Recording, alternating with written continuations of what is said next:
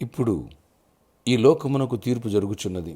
ఇప్పుడు ఈ లోకాధికారి బయటకు త్రోసివేయబడును. నేను భూమి మీద నుండి పైకెత్తబడిన ఎడల అందరినీ నా యొద్దకు ఆకర్షించుకొందునని చెప్పాను. యోహాను సువార్త 12వ అధ్యాయము 31, 32 వచనాలు. Praise Jesus.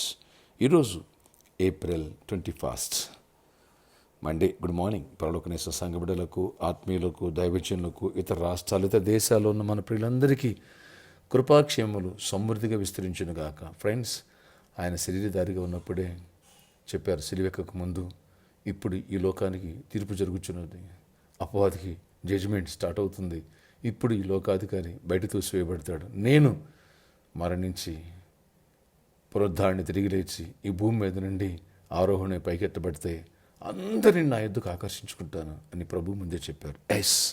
ఎగ్జాక్ట్లీ అదే జరిగింది. యేసుప్రభు చనిపోయారు, ఇక సమాధి చేసాం, ఇక అయిపోయింది, సాతానుగాడు అనుకున్నాడు, సంబరాలు చేసుకుంటున్నాడు. కానీ ప్రభు చనిపోయి ఖాళీగా లేరు, వెళ్ళి మరణం ముళ్ళుని విరిచిపారేసి మృత్యుంజుడై జయించి తిరిగి లేచి ఆయన ఏం చేశారు? పునరుద్ధారుడై పైకి లేచి పైకి ఎత్తబడ్డారు. లోకాధికారికి తీర్పు వాడిని బయటతో వేసాడు, నిరాయుధులుగా చేశాడు. అంతే, అందరినీ నా ఎద్దుకు ఆకర్షించుకుంటున్నారు. అవును, ఎక్కడో ఇజ్రాయెల్ చిన్న కంట్రీలో యెరూషలేము అనే ప్రాంతంలో జన్మించిన ఆయన, బెత్లెహేము అనే గ్రామంలో జన్మించిన ఆయన, ఏంటి ఇంత పాపులారిటీ? ఏంటి లేఖనం అండి, నెరవేర్పు అండి, రక్షణ అండి. ఆయన ఏం చెప్పారో జరిగింది. ఆయన పైకి ఎత్తబడ్డారు, ప్రపంచాన్ని ఆయన తట్టు ఆకర్షించుకున్నారు. ప్రతి మోకాలున నామాలు వంగాల, ప్రతి నాలుకను స్తుతించాలన్నారు. అదే జరిగింది. ఎందుకని? మానవుడికి రక్షణ, మోక్షం అనేది కలవరి సిలువ వచ్చేంత పునరుద్ధాన శక్తి దగ్గరే దొరికింది. పునరుద్ధానం అనేది మనకు లేకపోతే నిత్య జీవం మనకు ఉండదు, పరలోక రాజ్యం మనకు ఉండదు. కనుక ఆ పునరుద్ధానం అనేటువంటిది యేసు నామములో, యేసులోనే జరిగింది, యేసు ద్వారానే జరిగింది. కనుక ఈ విషయాన్ని గమనిస్తే రక్షణ పొందిన బిడ్డలు ఆయన రాజ్యములో ప్రవేశించి యుగాలు జీవిస్తారు. అందుకని అన్నాడు ఆయన, నేను చనిపోయి 3 రోజులు తిరిగి లేచి పైకి ఎత్తబడితే ప్రపంచాన్ని నాతో ఆకర్షించుకుంటారు. అవును, 750 కోట్ల మంది జనాభాలో సుమారుగా 400 కోట్ల మంది లైవ్ పీపుల్ జీసస్ క్రైస్ట్ని ఆరాధిస్తున్నారు. అనేక మంది దేశాలు క్రిస్టియన్ కంట్రీస్. ఫ్రెండ్స్, దేవుని యొక్క లేఖ నెరవేర్పు జరిగింది, జరగబోతుంది. ఆయనే రాజు, త్వరలో రాబోతున్నారు. ఆయన రాకడికి సిద్ధపడుతున్నావా?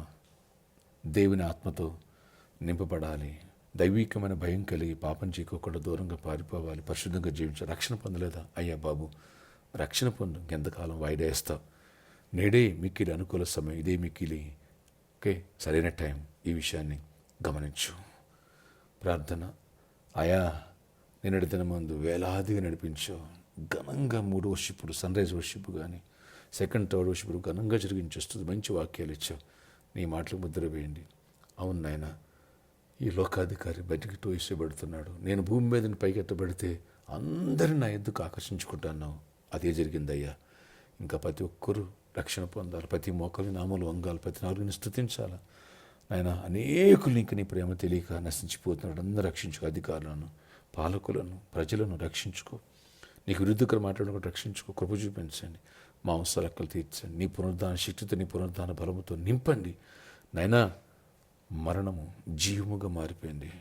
మృతమైన మా ఆశలు జీవంగా మారాల.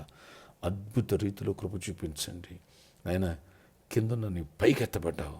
అలాగే మేము పునరుద్ధాన శక్తి ద్వారా మేము పైకి ఎత్తబడాలా. ఆర్థిక విషయాలలో, ఆత్మీయ విషయాలలో పాపంలో పడిపోయిన కూడా తిరిగి ఎత్తబడాలా. విడిపోయిన కుటుంబాలు కట్టబడాలా.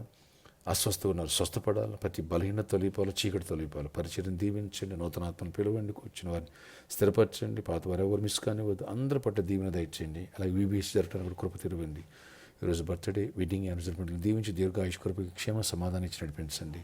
మంచి జాబ్స్ ఇవ్వండి, మంచి ఐక్స్ ఇవ్వండి, బిజినెస్ పీపుల్ దీవించండి. ప్రతి ఒక్కరిని ఆశీర్వదించండి. ప్రయాణాల్లో, పనుల్లో అన్నింటిలో తోడండి.